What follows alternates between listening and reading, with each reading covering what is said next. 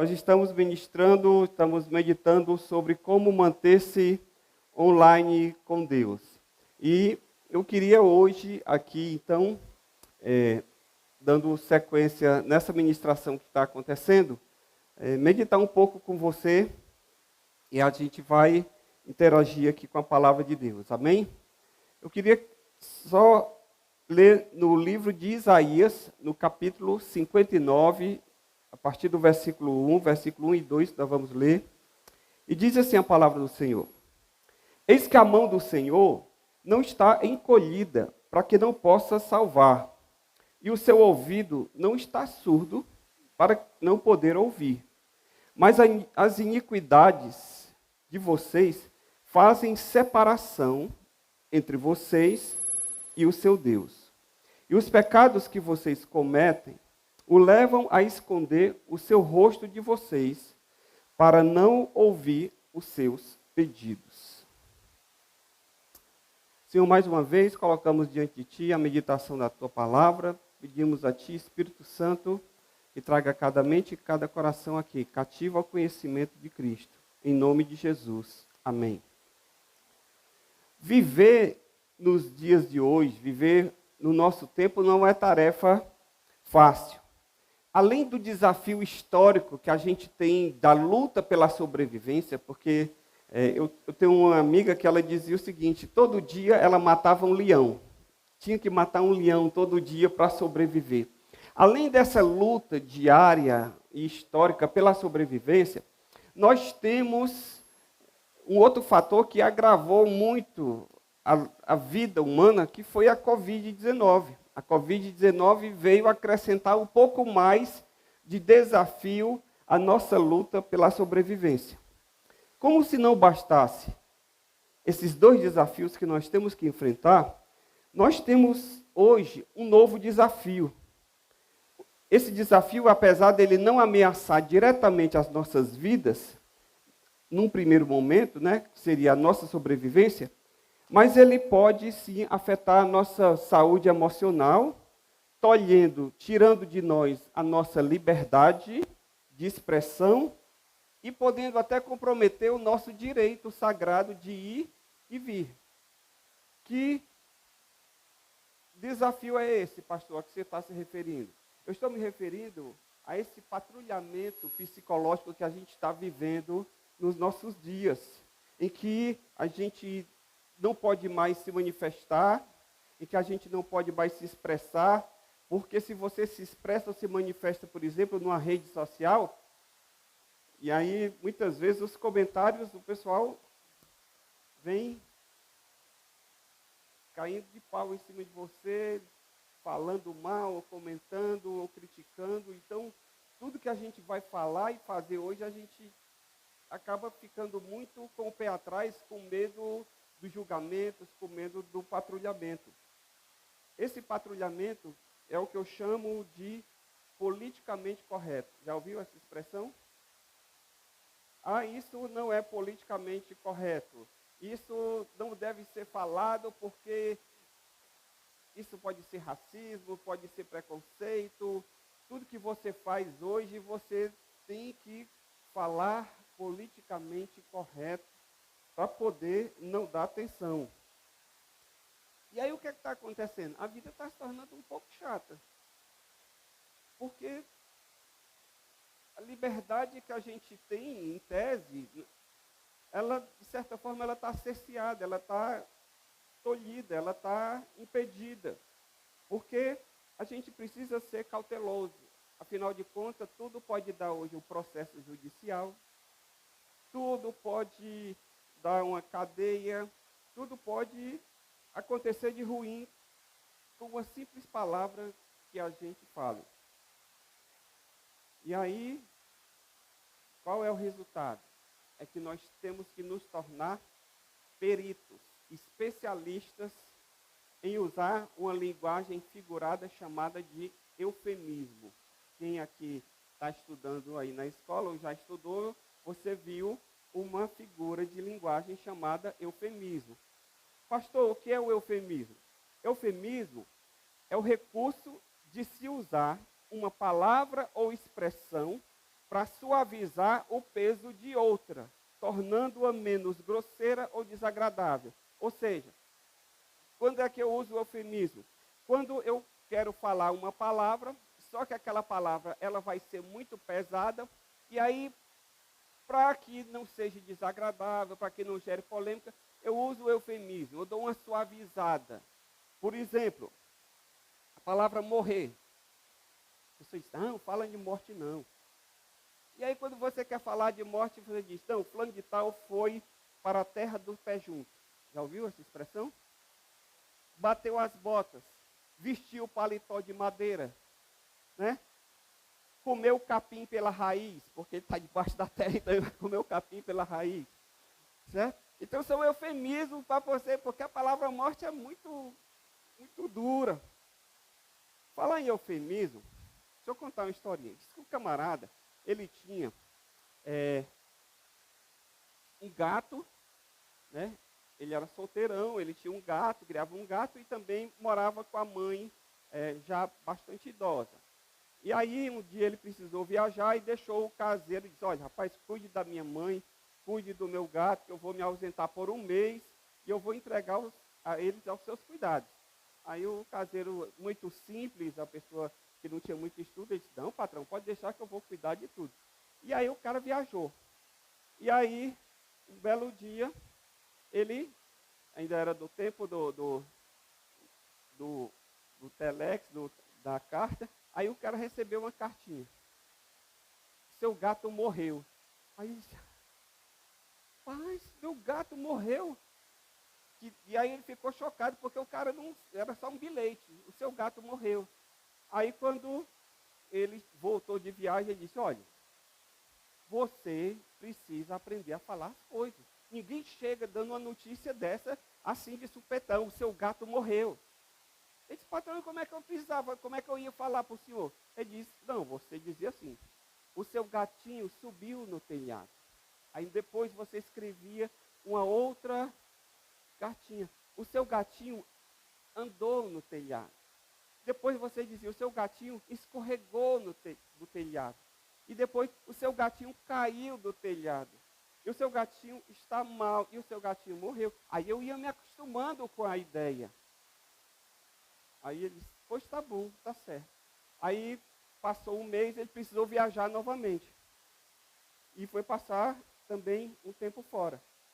E um belo dia ele recebe a carta do caseiro e disse, a sua mãe subiu no telhado. Você entendeu aí?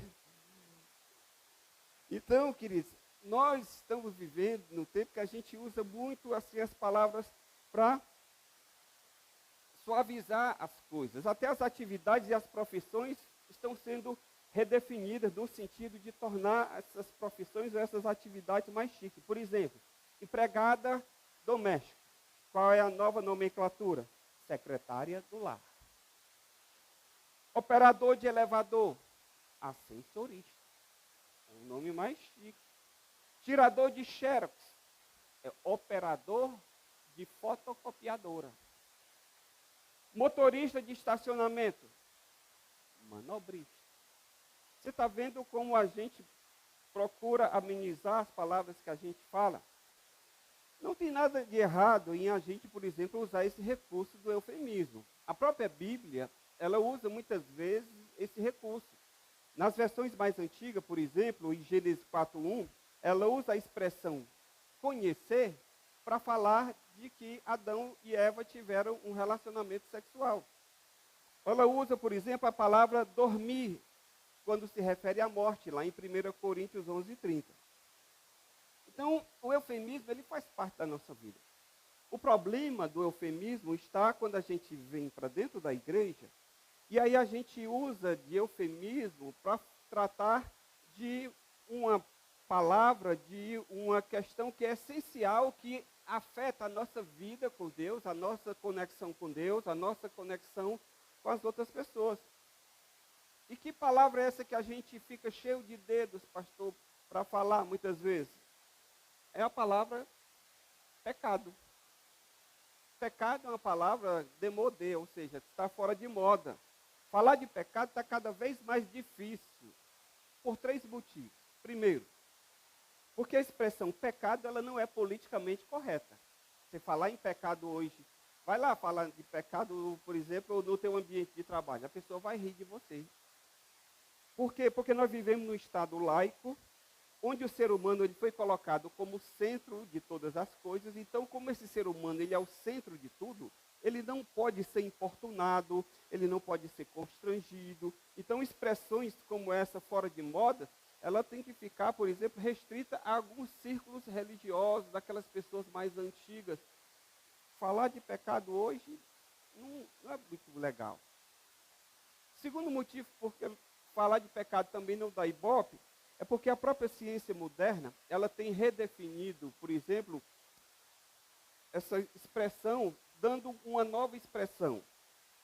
Por exemplo, pecado da gula, como é que se chama? Distúrbio alimentar. Não, ele tem um distúrbio alimentar. Não, é porque ele come demais mesmo. Pecado do furto. Não, é distúrbio cleptomaníaco.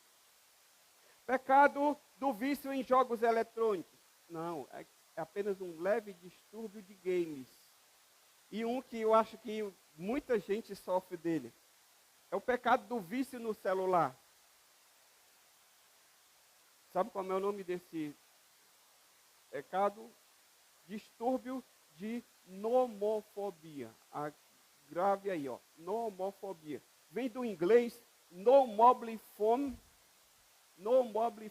fobia, ou seja, é a fobia de ficar sem celular. Pessoa sair de casa sem o celular, meu Deus, eu tenho que voltar. Por quê? Porque ele faz parte do corpo da gente, parece. Os nossos contatos estão ali, a nossa agenda está ali, tudo que a gente vai fazer hoje precisa de um celular. Então, o medo de ficar sem aparelho hoje é algo que realmente assusta as pessoas. E o terceiro motivo pelo qual falar de pecado não dá ibope é porque nós estamos vivendo numa sociedade em que os valores estão sendo deteriorados cada vez mais. John Wesley, que foi um pregador do Evangelho, ele viveu no ano de 1703 até 1791, ele disse o seguinte: o que uma geração tolera, a próxima irá abraçar. O que uma geração tolera, a próxima irá abraçar. Então, ou seja, aquilo que antes foi tolerado, que ninguém gostava, mas só tolerava, a nova geração hoje abraça, a nova geração hoje aceita. A gente vai cada vez mais afrouxando os nossos valores e tudo de repente vai sendo permitido, tudo vai sendo normal. Por exemplo, o pecado do adultério, ninguém diz pecado do adultério. A pessoa diz assim, não, o fulano está apenas vivendo uma relação extraconjugal. Ou então, ela apenas pulou a cerca. Havia essa expressão? Ou então é apenas uma aventura. Na Bíblia tem um pregador chamado João Batista. Se ele vivesse nos dias de hoje, ele seria expulso da sociedade, seria preso, seria processado.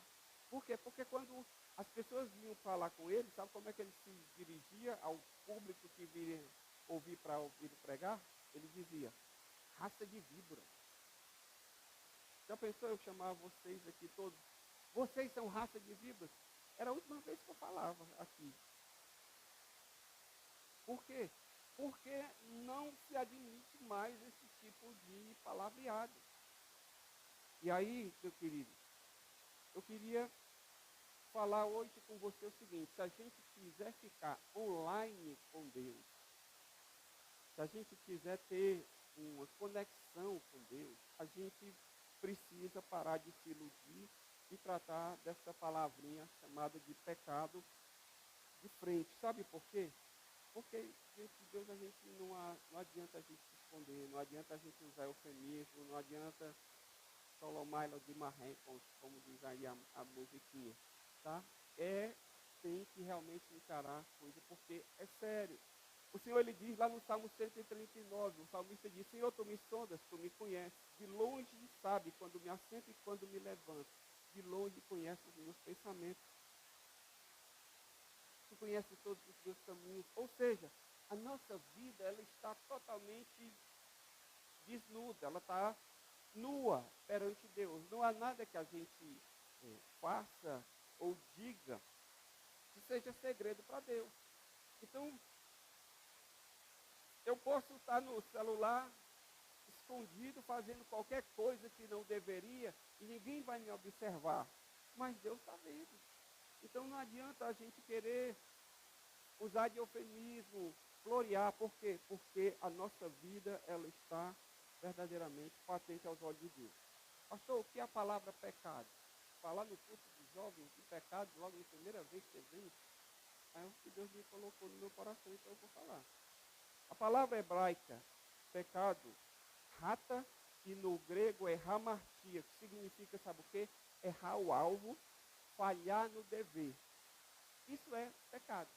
O que é pecado? Errar o alvo. Você lembra daquelas competições de tiro ao alvo, em que o objetivo é acertar o mais próximo possível do alvo? Então, quando Deus criou o ser humano, ele criou o ser humano com um objetivo, com um propósito. Quando o ser humano peca, ou seja, quando ele se desvia desse propósito, ele está errando o alvo. Ele está indo num caminho diferente daquele que Deus traçou. Ele está falhando no seu dever. É por isso que Paulo, quando ele diz lá em Romanos 3:23, que todos pecaram e destituídos estão da glória de Deus, é exatamente essa palavrinha do hamartia, que todos erraram o alvo, todos se desviaram, todos se extraviaram. A humanidade se extraviou diante de Deus. Deus, como Criador, como aquele que estabelece as leis do universo, como legislador, ele estabelece quais são os limites da nossa liberdade. E quando a gente quebra esses limites da nossa liberdade, acontece uma coisa chamada de transgressão. O que é transgredir? É você descumprir, é você quebrar uma lei. Quando eu passo no sinal vermelho, eu estou transgredindo uma lei de trânsito. Então, transgredir é você descumprir. É você exceder o limite. Então, quando eu e você pecamos, nós estamos nos afastando do objetivo que Deus nos criou, que é de ter comunhão conosco. Então, ao invés de nós estarmos online, nós acabamos ficando offline. O pecado nos deixa offline com Deus. É isso que o texto que nós lemos diz. O Senhor diz, olha, as vossas transgressões fazem separação. Deixa você fora de área. Corta a sua conexão. E se eu quero estar online com Deus, eu tenho que estar dentro da área dos limites que Deus estabeleceu para a minha vida. E esses limites que Deus estabeleceu para a minha vida são os limites bons. Deus não é tolhedor do meu prazer, Deus não tolhe a minha alegria, Deus não é chato. Deus, quando Ele diz, olha, não faça isso, não é porque Ele está querendo tirar de mim a alegria de viver, não. É porque Ele sabe, Ele me criou, Ele sabe todas as coisas, e Ele sabe que quando eu ando por aquele caminho que Ele não aprova, eu estou errando o alvo, eu estou indo contra aquilo que é melhor para a minha vida. Então é mais para me preservar, não é para me punir, não é para me tolher, é para me preservar. Pastor, como é que eu fico online com Deus?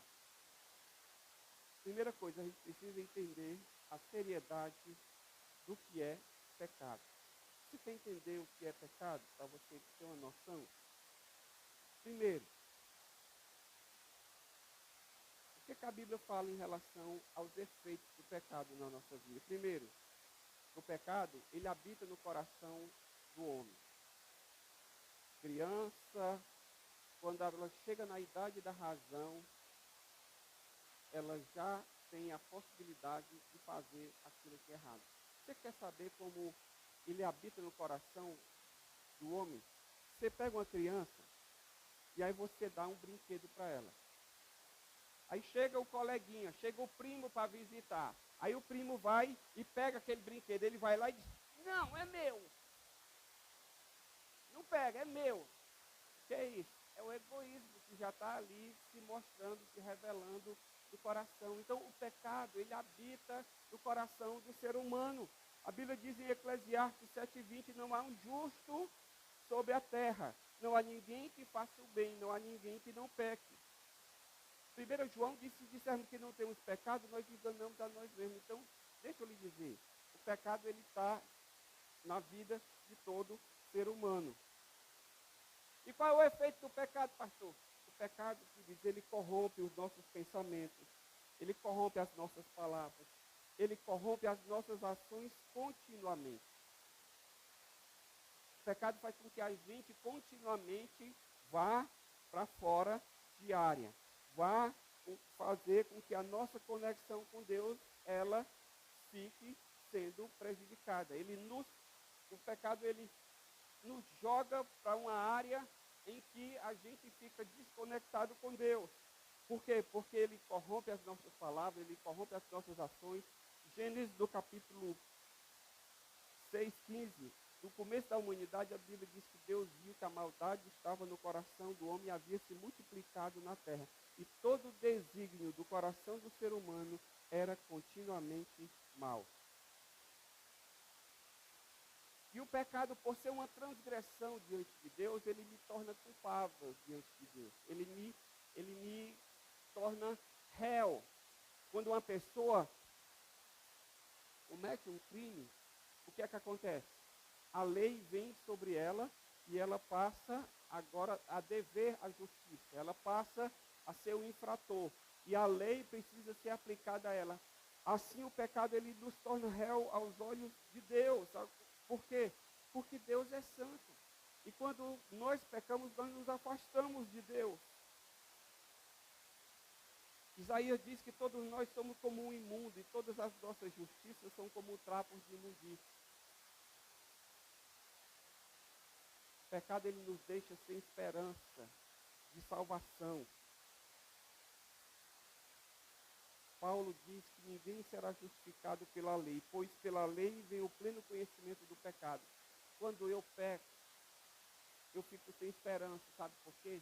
Porque eu peco, porque eu sou pecador, porque o meu coração, ele é continuamente mau.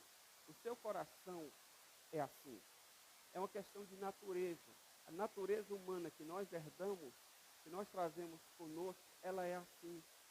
E nós precisamos colocar nossas vidas aos pés do Senhor. Por isso que ele diz que a gente tem que nascer de novo. Por quê? Porque não dá para reformar, não dá para consertar. Não é uma coisa que a gente chega ali e assim só ajeita.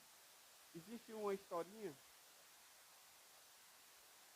ilustração que é muito usada para a gente poder entender o pecado. Você pega um porquinho, aí você está lá o porquinho na lama, você diz, como é que pode bichinho na lama? Você tira o porquinho, lava o porquinho, perfuma, coloca uma fitinha no pescoço dele e solta o porquinho. Quando você solta, ele tem uma lama, ele vai lá para a lama. Por quê? Porque faz parte da natureza do porco gostar da lama. Você mudou ele por fora, você lavou, você limpou, mas por dentro ele é aquele porquinho, continua. Assim somos nós precisamos nascer de novo, nós precisamos de uma nova natureza. Foi por isso que Jesus disse para Nicodemos, não é reforma, não é religião, não é você vir para a igreja, não é você fazer parte do grupo, é você nascer de novo. É você entender que você precisa de um relacionamento com Deus para estar online com Ele. A gente pode estar online com o Dux, a gente pode estar online com os nossos amigos do grupo do WhatsApp, a gente pode estar online na igreja, a gente pode estar online nas mídias sociais e pode estar offline com Deus. Por quê? Porque nós precisamos de um relacionamento pessoal com Ele.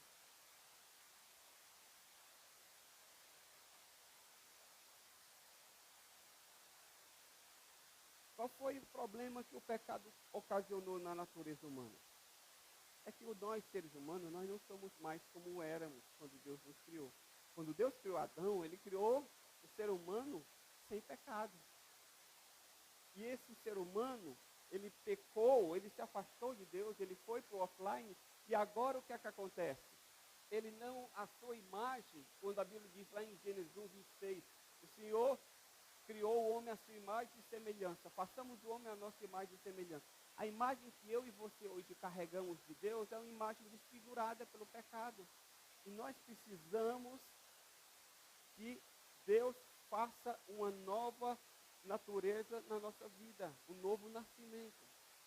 É mais ou menos, se você quer saber o que é essa imagem desfigurada, quem aqui já molhou um caderno? Você tinha um caderno, você anotava, o caderno de 10 matérias, anotava tudo que o professor dizia, e aí um dia você pegou chuva quando ia para o colégio, e molhou as folhas internas. Quem aqui já teve essa experiência? Pronto. O que é que acontece? Quando você abre lá a página, as letras estão todas borradas. E você não consegue, algumas partes você não consegue mais identificar o que você escreveu. Por quê? Porque aquela imagem foi derretida, foi borrada. Assim é a nossa imagem que nós temos de Deus quando Deus nos criou. Nós precisamos de restauração para que Deus possa fazer algo novo na nossa vida. Amém?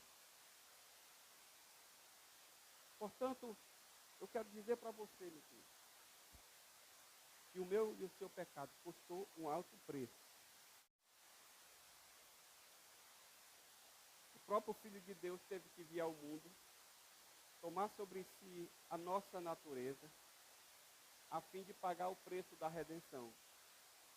Jesus teve que sofrer pelo pecado, morrer como um malfeitor, para abrir o caminho para o céu. Olhe para o Senhor aí, sendo açoitado, zombado, insultado, desprezado, rejeitado pelos homens. Contemple-o derramando o seu sangue.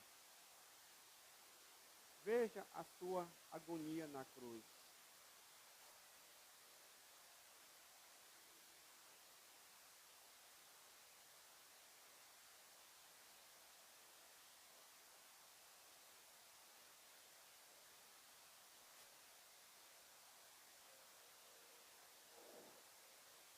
Apenas uma pequena amostra para a gente entender o que Jesus teve que sofrer para pagar o preço, para nos reconectar com Deus. Nós estávamos offline, para que nós pudéssemos estar online com Deus, custou o preço da vida de Cristo. E nós não podemos, irmãos, simplesmente desconsiderar o alto custo. O Filho de Deus teve que deixar a sua glória, vir a este mundo, se encarnar, assumir a forma de ser humano, passar pelas mesmas limitações que eu e você passamos, assumir a nossa natureza humana, para poder nos resgatar, pagar um preço alto. Você sabia que Jesus hoje está no céu e ele tem não apenas mais a natureza divina que ele tinha, mas ele tem também hoje a natureza humana, que ele aceitou ter mudado a sua natureza para sempre, para poder resgatar a mim e você, pagar um alto preço pela minha vida, pela sua vida. Quando a gente entende isso, a gente começa a valorizar o sacrifício de Jesus. A gente começa a valorizar o preço que Jesus pagou para que eu e você pudéssemos ter acesso a Deus hoje. Custou um preço muito alto. Custou o preço de sangue. Então o que é que eu faço para me reconectar com Deus? Procure conhecer a Jesus. Jesus, ele é a solução de Deus para essa conexão que foi rompida pelo pecado. A Bíblia diz em 2 Coríntios 5,19, Deus estava em Cristo reconciliando consigo o mundo. O que é reconciliar? É fazer as pazes. Porque o nosso pecado, ele nos afastou de Deus. E Deus mandou Jesus para me reconciliar com ele, para reconciliar você com ele. seu sacrifício foi a forma pela qual Deus perdoou o nosso pecado sem abrir mão da sua justiça. Deus é santo e a Bíblia diz que o salário do pecado é a morte. Então, para Deus me perdoar sem Ele comprometer a sua justiça, Ele mandou o seu Filho, que viveu na terra, cumpriu toda a exigência de Deus para a humanidade. E agora Ele morre na cruz, leva sobre si os meus pecados e os seus. O castigo que nos traz a paz estava sobre Ele. E agora nós podemos nos reconectar com Deus, porque Jesus pagou o preço. Jesus, ele cumpriu a justiça de Deus. Ele cumpriu o padrão de Deus, que é tão alto, que eu e você, pecadores, não conseguiríamos cumprir. E aí agora, nós podemos, quando colocamos a nossa fé nele, nós somos reconciliados com Deus, por meio de Cristo. Jesus é o único meio de nos manter conectados com Deus, de nos manter online com Deus. Sabe por quê? Porque a Bíblia diz em Atos 4,12, não há salvação em nenhum outro, porque debaixo do céu não existe nenhum outro nome dado entre os homens pelo qual importa que sejamos salvos. Pastor, fala-se tanto de vida eterna, o que é vida eterna? Jesus definiu vida eterna.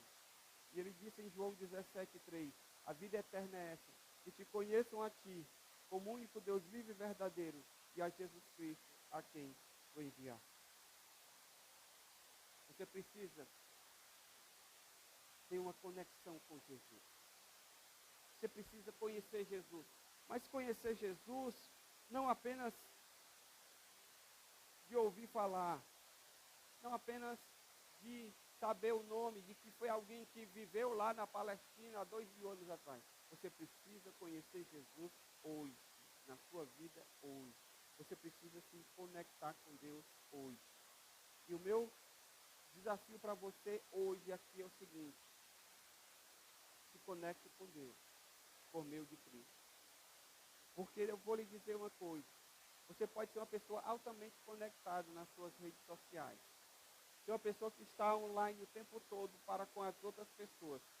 Mas se você não estiver online com Deus, você está desperdiçando a sua vida. Sim?